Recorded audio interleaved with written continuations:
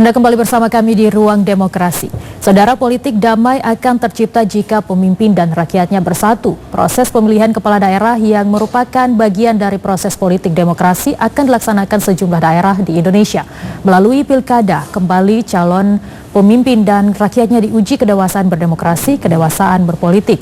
Lantas bagaimana kita mampu menciptakan demokrasi yang sehingga suatu negara dapat dikatakan negara yang kuat melalui pilkada serentak ini? Kami akan membahasnya dengan topik pilkada damai bersama pengamat politik Muhammad Anas RA yang sudah hadir di Studio 4 TVRI.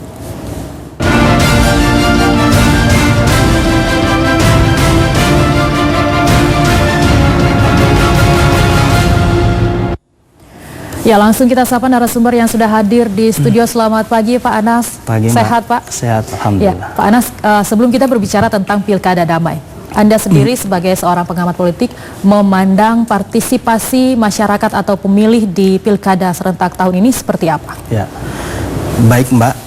Pertama bahwa sejak bulan Juli kemarin kami melakukan survei di beberapa kabupaten kota yang akan menggelar pilkada di tahun 2020 ini, dan dalam survei kami temukan bahwa di beberapa daerah antusiasme masyarakat terhadap pesta demokrasi tahun 2020 ini masih tetap signifikan di tengah pandemi COVID-19. Dalam survei kami di beberapa kabupaten kota itu menyebutkan bahwa sekitar 77%, bahkan 78% masyarakat itu sudah menyatakan diri akan menggunakan hak pilihnya di TPS. Saya pikir angka ini di luar ekspektasi kita di tengah ketakutan masyarakat atas COVID-19 yang menggerogoti di seluruh belahan dunia hari ini.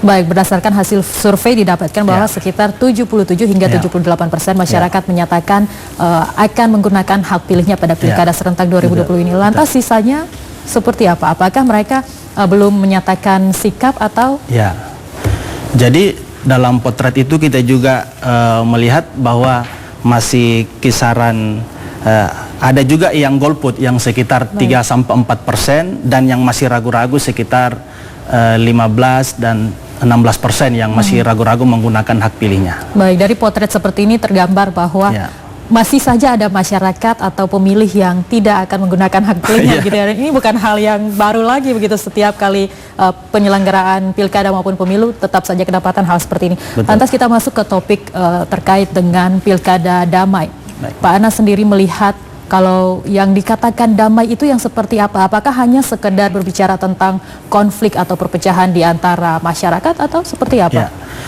Baik, pertama ada 3 hal poin dalam menciptakan proses pilkada damai.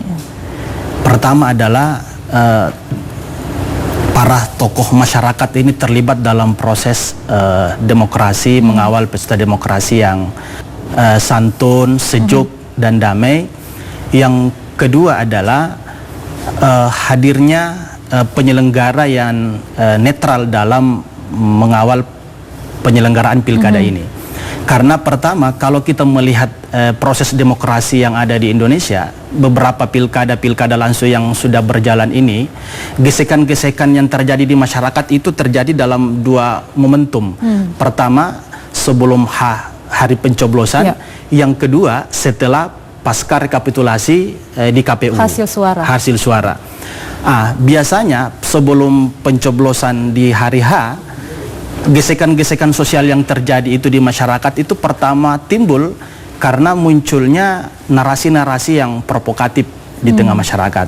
Apalagi saat ini provokasi-provokasi itu tidak saja muncul ketika kita berkumpul, berkerumun satu dengan yang lain, tapi hari ini akses media sosial juga kadang menjadi ruang terjadinya provokasi-provokasi yang bisa menimbulkan konflik di tengah masyarakat menjelang hari H.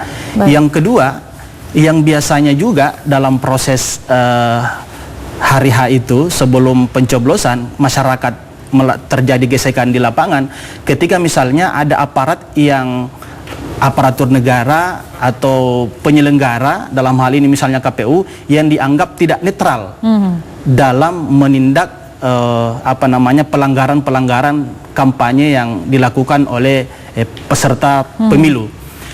Yang kedua, bahwa paling fatal gesekan itu, konflik itu yang terjadi pasca pencoblosan, yaitu ketika misalnya setelah dilakukan rekapitulasi suara, di mana misalnya sudah ada pasangan calon sudah dinyatakan kalah, ada yang menang, kemudian pihak yang kalah ini melihat bahwa dalam proses pencoblosan, proses rekapitulasi ini ternyata banyak pelanggaran-pelanggaran, banyak kecurangan, mobilisasi massa, atau misalnya banyak pemilih-pemilih siluman yang terjadi di TPS sehingga mempengaruhi hasil akhir daripada rekapitulasi pasangan calon. Sehingga ketika itu terjadi, maka akan muncul riak dan konflik. Bahkan setiap pilkada, hampir di setiap pilkada kita menyaksikan beberapa kantor KPU, kantor PPK di kantor kecamatan itu dibakar oleh massa salah satu pasangan calon, dan ini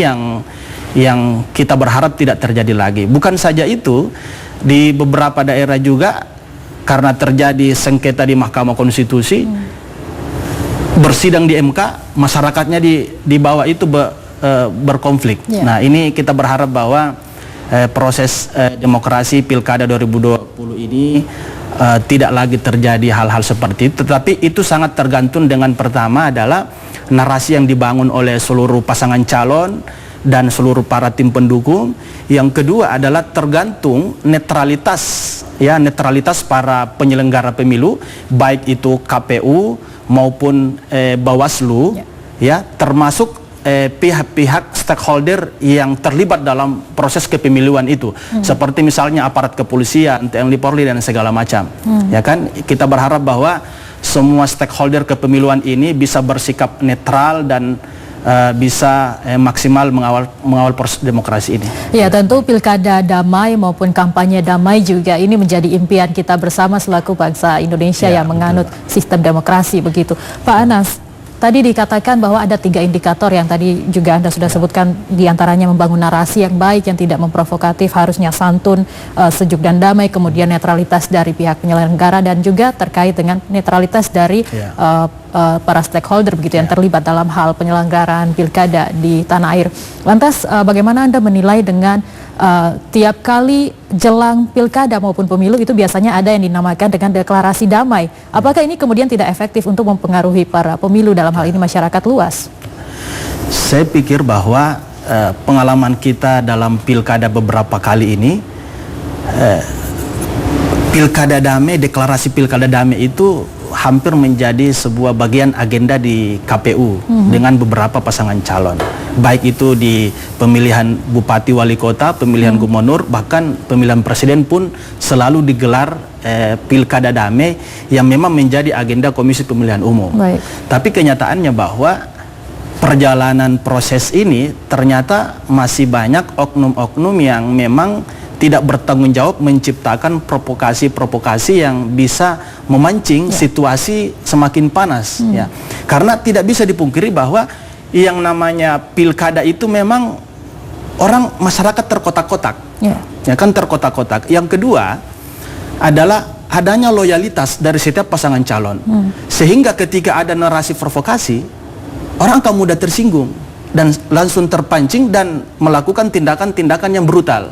Ya, ini juga tergantung daripada para kandidat memberikan pencerahan dan kedewasaan dalam berpolitik kepada para pendukung dan konstituen. Jadi penting juga bahwa deklarasi damai itu diinisiasi terus oleh KPU, termasuk juga yang paling penting adalah komitmen para calon, para pendukung untuk menjaga kondisivitas dan kesejukan dalam berdemokrasi setiap pesta pilkada itu. Baik, kalau dilihat tadi dikatakan juga bahwa tidak dipungkiri bahwa setiap kali menjelang pesta demokrasi di tanah air, kerap kali ada saja gesekan-gesekan begitu yang terjadi di antara para pemilih, dalam hal ini adalah masyarakat Indonesia yang sudah berhak untuk memberikan hak suaranya. Lantas kalau dari sisi penegakan hukum seperti apa? Tadi di awal Pak Anas sudah mengatakan bahwa dari sisi penegakan hukum ada saja kedapatan yang tidak netral atau dalam penegakan hukum terhadap pelanggaran-pelanggaran setiap kali pilkada. Dari sisi ini seperti apa, Pak? Jadi hari ini untuk pengamanan pemilu itu kan tugas pengawasannya itu dari misalnya Panwas kabupaten kota, kemudian juga melibatkan aparat kepolisian, ya kan? Kita berharap bahwa pihak aparat kepolisian agar tetap menindak tegas, tidak tebang pilih terhadap pasangan calon yang memang melakukan pelanggaran pilkada. Tegas dalam hal ini seperti apa? Apakah selama ini Mbak, kurang memberikan efek jera kepada para pelanggar? Pertama begini, di beberapa kabupaten kota itu kan ada beberapa daerah yang ada incumbent, ada petahana. Biasanya yang paling banyak riak-riaknya membangun narasi bahwa aparat tidak netral di daerah di mana di situ ada petahana yang bertarung. Biasanya yang kita muncul riak-riak itu bahwa ketika misalnya dari kelompok petahana, kelompok incumbent itu biasanya tidak diberi tindakan yang tegas ketika melakukan pelanggaran-pelanggaran pilkada itu. Sehingga ini juga akan memicu konflik, memancing masyarakat untuk melakukan aksi-aksi brutal. Jadi intinya aparat harus netral, aparat harus tegas terhadap pelanggaran-pelanggaran itu. Nah, kalau melihat situasi saat ini di mana Indonesia termasuk juga seluruh dunia saat ini berada di tengah pandemi COVID-19, kemudian dari pihak KPU kemudian memutuskan bahwa tahapan atau pelaksanaan kampanye jelang pilkada nantinya akan dilakukan secara melalui media sosial begitu. Anda melihat efektivitas ini seperti apa untuk mengurangi gesekan-gesekan, sementara kadangkala gesekan ini terjadi karena ada narasi-narasi provokatif juga yang kemudian dimunculkan melalui media sosial. Seperti apa, Pak? Baik, Indonesia ini satu di antara 30 negara yang masih tetap konsisten akan menggelar pemilu di tahun 2020. Yang kedua, bahwa KPU sudah mengatur bahwa kampanye akbar untuk calon gubernur itu kan hanya dibatasi 2 kali, kemudian kampanye akbar untuk calon bupati, calon wali kota itu hanya 1 kali. Yang kedua, bahwa kegiatan sosialisasi itu dibatasi maksimal misalnya 20 orang. Bisa 1000 orang tapi dalam misalnya virtual. Dan menurut saya momentum pandemi ini akan membuktikan bahwa penting bahwa di masa pandemi ini kita betul-betul melihat siapa di antara calon ini yang dekat dengan masyarakat. Kalau misalnya pilkada 2020 ini kemudian ada calon kepala daerah yang hanya datang bersentuhan dengan masyarakat menjelang pemilu, maka mereka akan akan mengalami kesulitan dalam mendokrak elektabilitas mereka sampai hari H. Kenapa? Karena tidak seperti dulu lagi bisa bersosialisasi, ada zonasi di kecamatan 1B, 1, 2 dan 3 sehingga kalau yang calon kepala daerah yang selama ini jarang berinteraksi, jarang bersosialisasi dengan masyarakat, maka sangat sulit bagi mereka untuk mendokrak elektabilitasnya. Apakah ini juga termasuk dampaknya kepada para pemilih baru? Kalau dari hasil survei kemarin, pemilih baru secara keseluruhan berapa persen, Pak? Ya, jadi kalau kita melihat dari pemilih milenial itu rata-rata di kabupaten kota atau pemilih pemula itu rata-rata kisaran 30 sampai 40%. Jadi ini juga signifikan, dan instrumen digital media sosial dijadikan sebagai instrumen untuk berkampanye. Ini juga sangat efektif untuk menyentuh pemilih pemula dan pemilih-pemilih milenial yang akan atau yang baru saja menggunakan hak pilihnya pada tanggal 9 Desember 2020 nanti. Baik, tapi kalau kita lihat kembali kepada kondisi real atau karakteristik daripada jiwa pemilih milenial ini kan masih emosional sekali. Nah, kalau misalnya pada kampanye melalui media sosial itu terdapat narasi-narasi yang memprovokatif, kemudian ini akan berdampak kepada perpecahan bahkan gesekan-gesekan di tengah masyarakat. Langkah pengawasan seperti apa yang harus dilakukan oleh para penyelenggara dalam hal ini?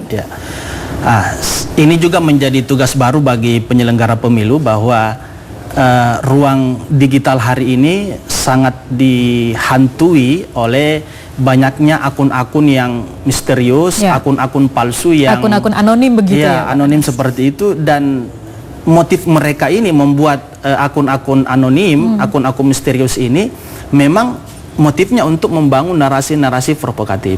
Ya. Dan saya kira bahwa polisi juga harus mengambil peran di sini untuk menindak kejahatan-kejahatan di ruang cyber, bahwa kan sudah ada undang-undang IT, dan saya pikir bahwa kepolisian di sini juga sangat kita butuhkan peran pentingnya dalam mengawal ruang-ruang cyber dalam proses pilkada ini, karena saya yakin bahwa di sini juga dibutuhkan kreativitas, ya, kreativitas daripada para pasangan calon, para tim sukses dalam menggunakan media sosial dalam melakukan kampanye. Harus kreatif dan betul-betul inovatif, karena pemilih pemula itu, anak-anak milenial itu lebih cenderung memilih calon bukan sekedar visioner, tapi dia punya kreativitas, gaya inovasi dalam menyampaikan program-program pembangunan yang akan dijalankan ketika dia terpilih nanti. Ya, dalam hal ini mungkin bisa juga melibatkan influencer begitu ya, seringkali kita temui di berbagai platform media sosial. Lantas kalau kita berangkat dari pengalaman-pengalaman sebelumnya, apa yang masih menjadi catatan dalam penyelenggaraan Pesta Demokrasi di tanah air untuk penyelenggaraan tahun ini khususnya? Pertama yang menjadi catatan itu bahwa pertama sampai hari ini beberapa hal yang belum bisa menjadi dipecahkan secara serius. Pertama, masih banyaknya pemilih-pemilih siluman. Pemilih siluman. Yang kedua, masih sering kita temukan pemilih yang menggunakan hak pilihnya 2 kali. Nah, yang ketiga dalam proses pilkada ini bahwa masih banyak aktivitas di mana misalnya penyelenggara pemilu tidak netral dan tidak tegas terhadap pelanggaran-pelanggaran itu. Ibaratnya dilakukanlah pembiaran, meski bahwa para stakeholder kepemiluan itu punya komitmen untuk mengawal pemilu ini, tapi kenyataannya juga bahwa banyak pelanggaran-pelanggaran yang justru tidak ditindak tegas di lapangan, sehingga karena ketidaktegasan aparat itu dari pemilu ke pemilu, sehingga masyarakat ketika berhadapan momentum pilkada mereka merasa cuek bahwa tidak apa-apa saya melanggar, karena toh juga. Jadi tidak ada efek jerah kepada masyarakat itu sendiri. Masyarakat itu sendiri. Baik, apa yang perlu dilakukan oleh para penyelenggara pemilu dan juga pasangan calon dalam hal ini untuk menjamin pilkada damai di Indonesia? Pertama, bahwa semua stakeholder butuh terlibat di sini, bukan saja penyelenggara pemilu, tapi seluruh seluruh calon kepala daerah juga harus berperan di sini, memberikan pendidikan politik, memberikan sosialisasi, pencerahan politik terhadap para pendukung, para relawan, bahwa hari ini ruang berdemokrasi di media sosial, kemudian di ruang terbuka itu sudah diatur dalam undang-undang. Kalau misalnya masih ada pelanggaran-pelanggaran itu berarti bahwa memang terkadang begini, masyarakat itu, pemilih itu kalau sudah loyal dengan satu kandidat, kadang buta dengan aturan. Apapun dia lakukan, yang penting dia memperlihatkan loyalitas dan dukungan dia terhadap satu kandidat, sehingga dia tidak peduli dengan aturan. Oleh karena itu butuh peran kandidat juga memberikan pencerahan bahwa meski saudara pendukung saya, tapi tetap mengikuti, tetap mematuhi aturan-aturan yang ditetapkan oleh KPU dan undang-undang kepemiluan. Sekira seperti itu. Baik, jadi dalam hal ini untuk mewujudkan pilkada damai atau pemilu damai di tanah air bukan hanya menjadi tanggung jawab daripada para penyelenggara saja, tapi juga butuh peran penting daripada para kandidat untuk menjamin kedamaian menjelang pemilu ini. Terakhir, apa yang ingin disampaikan kepada masyarakat yang mana kita tahu saat ini sudah memasuki tahapan pendaftaran calon dan nanti beberapa hari ke depan lagi akan ada dalam masa kampanye selama 70 hari begitu. Apa yang ingin disampaikan, Pak? Pertama yang ingin saya sampaikan kepada seluruh masyarakat dan para pendukung pasangan calon bahwa kita berharap bahwa situasi hari ini adalah situasi yang sangat berbeda dengan proses pemilu-pemilu sebelumnya, bahwa hari ini kita di tengah pandemi, di tengah gerogotan virus corona ini yang menghantam seluruh dunia, bahwa kita berharap bahwa masyarakat juga tetap menjaga protokol kesehatan. Ya, betul. Kalau saya melihat hari pertama tanggal 4 kemarin, masa pendaftaran di KPU, saya melihat arak-arakan itu masih terjadi. Jadi hampir seluruh pasangan calon itu membawa ratusan hingga ribuan massa mengawal mereka mendaftar di KPU. Saya berharap bahwa situasi seperti ini itu tidak dilakukan sebenarnya. Justru yang saya melihat bahwa protokol kesehatan itu nanti berlaku di area KPU. Misalnya kalau pas kandidat atau rombongan itu kan dibatasi masuk di KPU. Betul. Jadi protokol kesehatan itu hanya ada di sekitaran KPU atau di dalam ruangan KPU pada saat pendaftaran. Tapi di jalan dari posko masing-masing pasangan calon, kemudian diarak sampai di KPU, justru saya lihat di sini tidak ada protokol kesehatan yang mungkin karena itu juga tercipta. menjadi syarat untuk masuk ke area KPU itu sendiri, sehingga masyarakat baru menerapkan protokol kesehatan ketika berada di... Itulah saya bilang tadi bahwa para kandidat dan ketua tim ini juga punya peran memberikan pencerahan kepada pasangan calon bahwa setiap aktivitas dan kegiatan pasangan calon bersosialisasi, bahkan dari mulai pendaftaran itu tidak perlu ada yang namanya arak-arakan atau konvoi massa dari posko ke kandidat. Ini sudah tercermin bahwa para kandidat dan para ketua tim ini belum maksimal memberikan pencerahan, sosialisasi dan pendidikan politik